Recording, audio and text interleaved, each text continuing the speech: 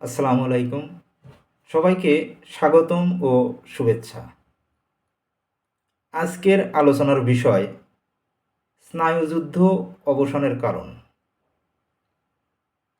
মার্কিন যুক্তরাষ্ট্র এবং সোভিয়েত ইউনিয়ন আঁতাত নীতি অনুসরণ করায় ৮০-র দশক থেকে স্নায়ুযুদ্ধের উত্তেজনা হ্রাস পেতে থাকে এবং শেষ পর্যন্ত ৯০-এর দশকে সোভিয়েত ইউনিয়ন ভাঙনের মধ্য দিয়ে স্নায়ুযুদ্ধের অবসান ঘটে। স্নায়ুযুদ্ধের অবসানে সবচেয়ে বেশি অবদান রেখেছিলেন রাশিয়ার প্রেসিডেন্ট, সোভিয়েত ইউনিয়নের প্রেসিডেন্ট মিখাইল গর্বাচেভ। গর্বাচেভের উদারনীতি গ্রহণের ফলে কোনো রক্তক্ষয়ী সংঘর্ষ ছাড়াই স্নায়ুযুদ্ধের অবসান ঘটে। সব কৃতিত্বই ছিল মিখাইল গর্বাচেভের প্রাপ্য। এজন্য পশ্চিমা বিশ্ব কৃতজ্ঞতাস্বরূপ তাকে নোবেল শান্তি পুরস্কারে ভূষিত করেছে। স্নায়ুযুদ্ধের অবসানের গুরুত্বপূর্ণ কারণগুলো এখানে উল্লেখ করা হলো। প্রথমত, দুই পরাশক্তি সোভিয়েত রাশিয়া ও মার্কিন যুক্তরাষ্ট্র বুঝতে পারে যে বিশাল অস্ত্রভাণ্ডার দিয়ে বিশ্ব শান্তি, নিরাপত্তা বা জয় কোনোটাই অর্জন করা সম্ভব হবে না। এর ফলে উভয় রাষ্ট্র অস্ত্র উৎপাদন হ্রাস করে, পারস্পরিক সন্দেহ ও অবিশ্বাস দূর করে এবং সহ অবস্থান বা আঁতাত নীতি গ্রহণ করায় স্নায়ুযুদ্ধ অবসানের পথ সুগম হয়। দ্বিতীয়ত, স্নায়ুযুদ্ধ সৃষ্টিতে যেমন কতকগুলো জোটের ভূমিকা ছিল গুরুত্বপূর্ণ, তেমনি এর অবসানেও কতকগুলো জোটের ভূমিকা রয়েছে।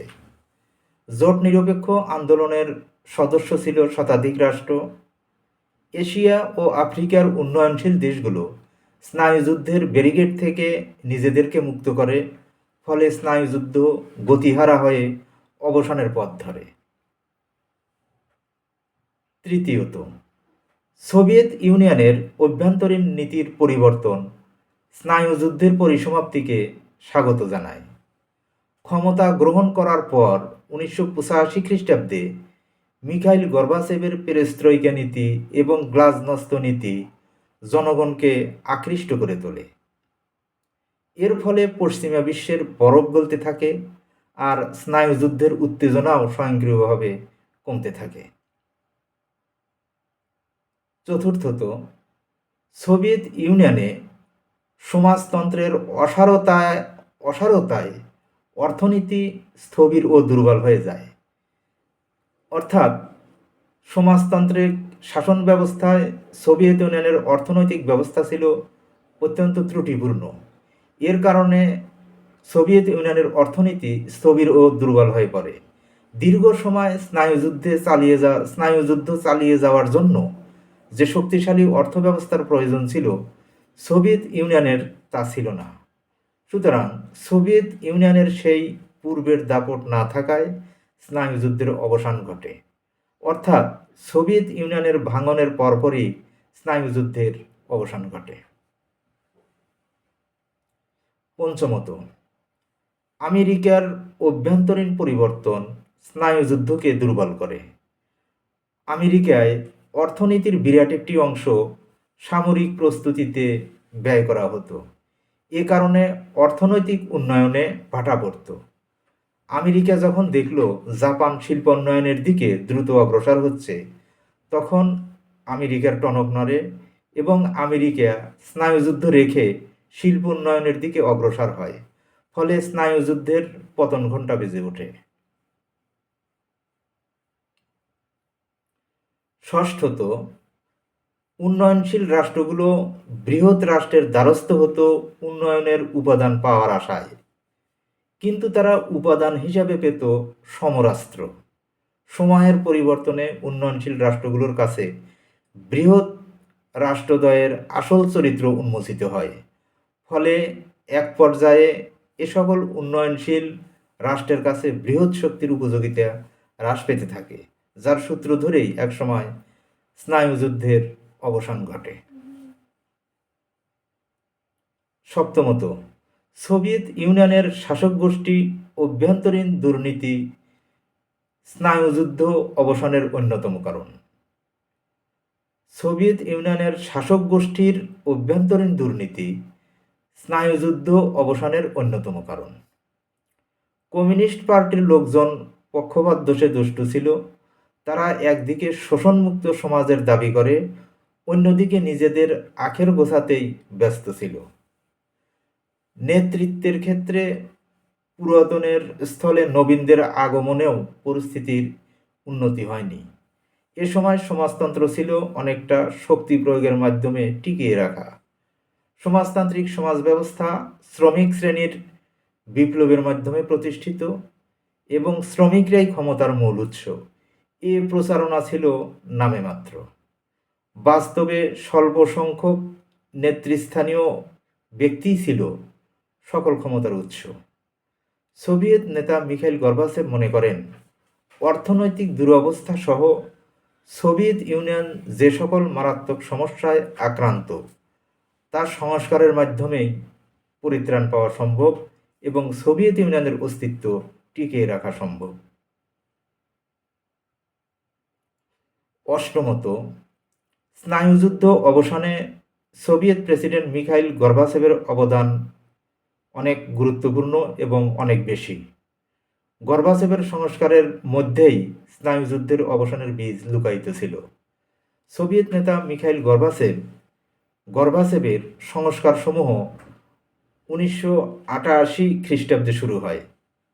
তিনি এ সময় বাল্টিক প্রজাতন্ত্র সমূহের স্বাধীনতা চেতনাকে সহ্য করে নেন। এতে উৎসাহিত হয়ে ওই বছর অর্থাৎ 1988 খ্রিস্টাব্দের নভেম্বর মাসে সোভিয়েত ইউনিয়ন গঠনকারী প্রজাতন্ত্র সমূহের মধ্যে এস্তোনিয়া সর্বপ্রথম স্বাধীনতা ঘোষণা করে। 1990 খ্রিস্টাব্দের 11 মার্চ লিথুনিয়া স্বাধীনতা ঘোষণা করে। ওই বছরের শেষের দিকে সোভিয়েত ইউনিয়নভুক্ত 5টি প্রজাতন্ত্র যথা এস্তোনিয়া, লাটভিয়া, লিথুনিয়া, জর্জিয়া ও আর্মেনিয়া স্বাধীনতা ঘোষণা করে। গর্বাচেভ এ সকল রাষ্ট্রের স্বাধীনতাকে বলপূর্বক দমন করেননি। এই উদারতা প্রদর্শন সোভিয়েত ইউনিয়নের কাল হয়ে দাঁড়ায়। অবশ্য সোভিয়েত ইউনিয়নের তখনকার পরিস্থিতিতে গর্বাচেভের উদারনীতি গ্রহণ করা ছাড়া বিকল্প কোনো পথও ছিল না।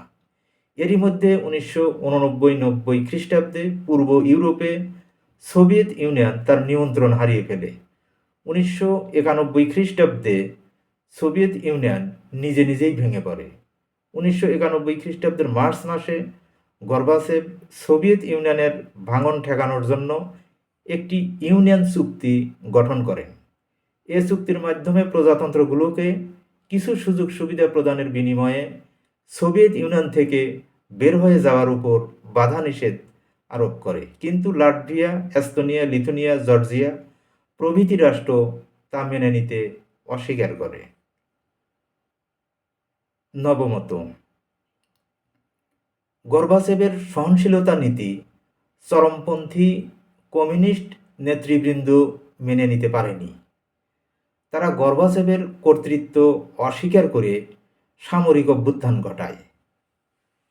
অভ্যুত্থানের প্রধান নেতা ভাইস প্রেসিডেন্ট ইয়ানায়েভ জনসমক্ষে অভ্যুত্থানের যৌক্তিকতা সম্পর্কে বলেন, দেশটি যে বিপর্যয়ের দিকে অগ্রসর হচ্ছে তা থামানোর জন্য চরম ব্যবস্থা গ্রহণ করা ছাড়া আমাদের সামনে অন্য কোনো উপায় ছিল না। কিন্তু অতি শীঘ্রই প্রেসিডেন্ট ইয়েলচিন এ সামরিক অভ্যুত্থানকে ব্যর্থ করে দেয়।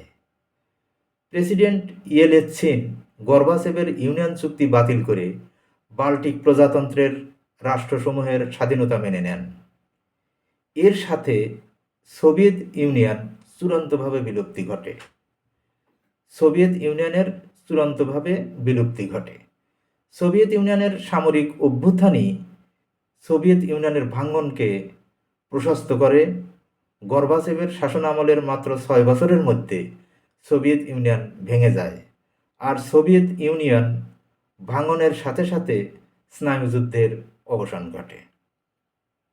এই ছিল আজকের আলোচনার বিষয়।